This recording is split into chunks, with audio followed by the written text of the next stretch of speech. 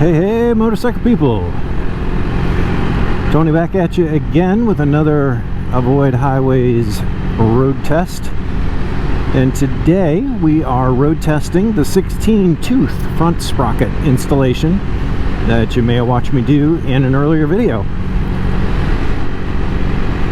Stock from CSC, the SG250 uses a 14-tooth front sprocket, and it is a very popular upgrade to change that to a 16-tooth, which then also requires you to install a new longer chain. But really, I've heard a lot of folks say that the stock chain is not great, and so you should upgrade to a better one anyway. And so while you're in there, hey, why not see if a new front sprocket is the right answer for you?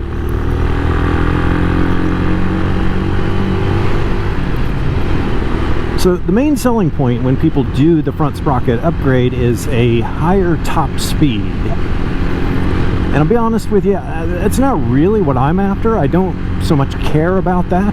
If you saw my top speed video or want to go watch that after this one, stock, I got this here motorcycle, up to about 65 miles an hour with my 195 pounds sitting astride it. And for what I think this bike is good for, that's a good number and a perfectly adequate performance.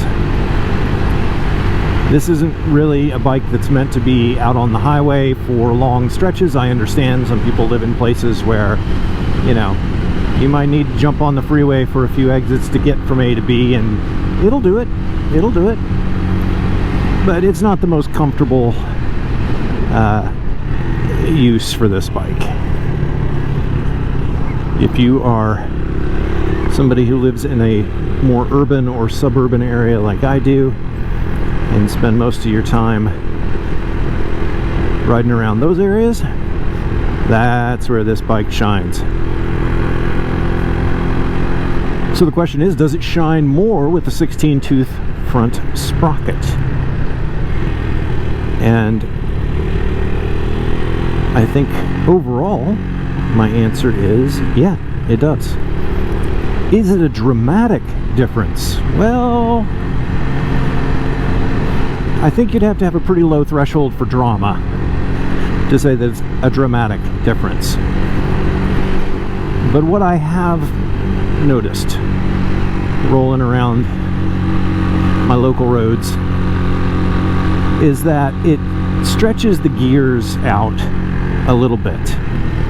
From stock, this bike, you know, there's not a lot of space between the first, second, third, and even fourth gear. So every time you take off, you're sort of bang, bang, bang up through the gears. And what I've noticed now with the 16-tooth sprocket is it stretches that out a bit. Again, is it dramatic? No, but it does make the ride a little more comfortable. You feel like you spend a little less time shifting up and down, and I like that. My purely non-scientific observations are that I think the larger sprocket drops every gear by about 500 RPMs. So, you know, you can figure you got 500 more RPM before you got to shift. Well, no, that's not exactly the right way to think about it. You got a few more miles per hour before you got to shift. And at any given speed, you're probably going to see about 500 RPMs less on the tachometer.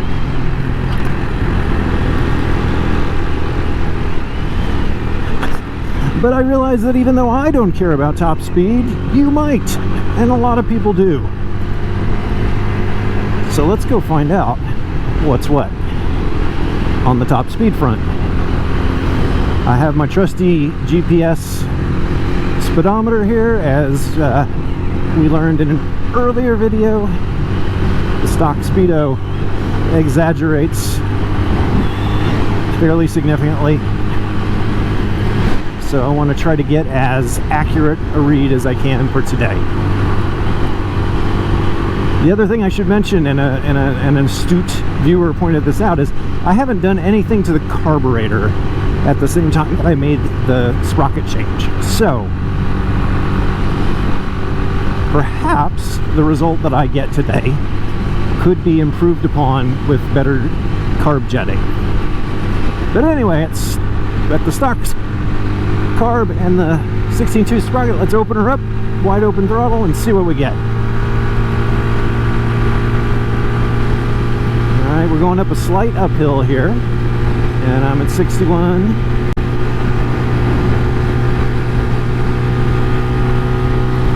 Now we're on a slight downhill. I'll tuck in a little bit here.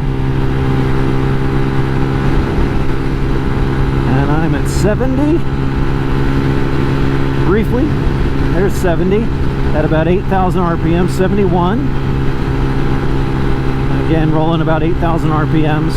Alright, now it flattens out. Let's see what we get. 69 still. Down to 67, and this truck is going to impede my progress.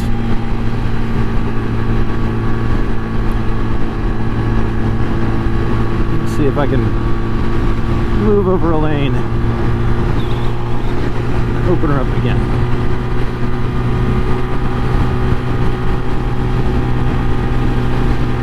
Curse you, traffic. Alright, here we go. Flat road, wide open. We are ignoring the stock speedo. It lies. Right now I'm showing 67, 68, 70. Okay. Alright. Let's see. You got any more? I'm in a tuck position here to get some of the wind off. What you got? Flat road. This is good and flat right here. We got 68. And 67.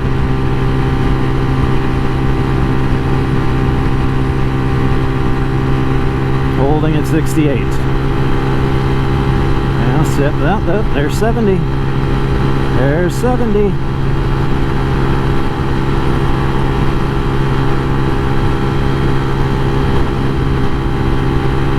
Alright, I'm going to call it 70.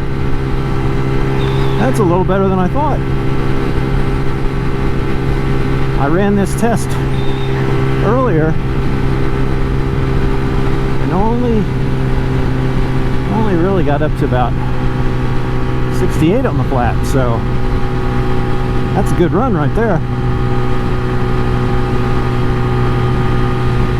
So I think in total we'll call it 4 to 5 miles per hour faster top speed, if top speed is your jam. But most definitely we probably drop 500 RPM at any given speed, and we stretch out those gears.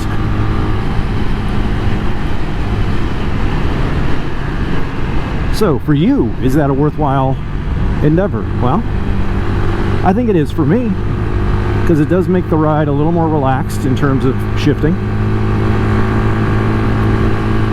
Like I said, I don't really care about the top speed increase, but I do like dropping any given speed by about 500 RPMs. And the money involved, you know, isn't particularly significant, I think, for the benefit that you get. The sprocket itself is something like 16, 17 bucks. I'll put the price up in the corner. And then for an upgraded chain, you could be looking at anything from, you know, $65 to say $80 for an upgraded chain. And if you are a handy person with a decent set of hand tools, then, oh, interesting, we got a traffic light out. I'm gonna sit tight and let this fella go, because otherwise she's gonna be trapped forever.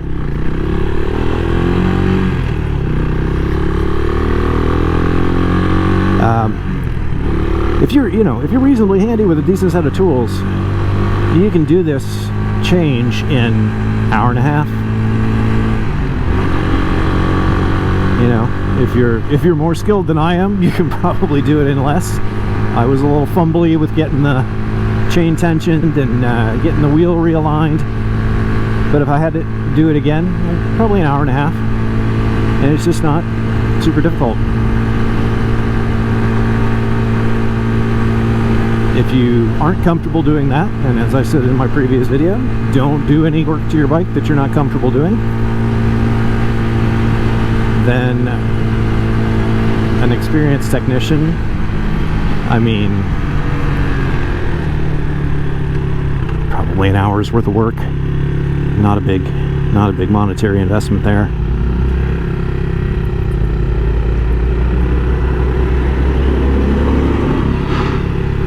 But I do think the benefits are real.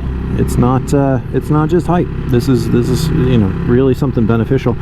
Again, just because it'll go 70, it doesn't feel great riding 70 because it's a small bike. It's not particularly meant for that. And make a little illegal U-turn. Shh, don't tell anybody.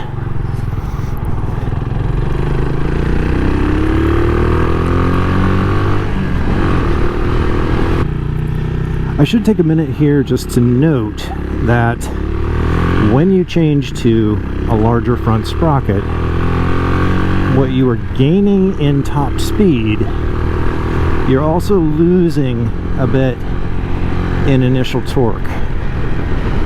And from riding around with this for a little while now, I don't think it's a particularly significant sacrifice of torque.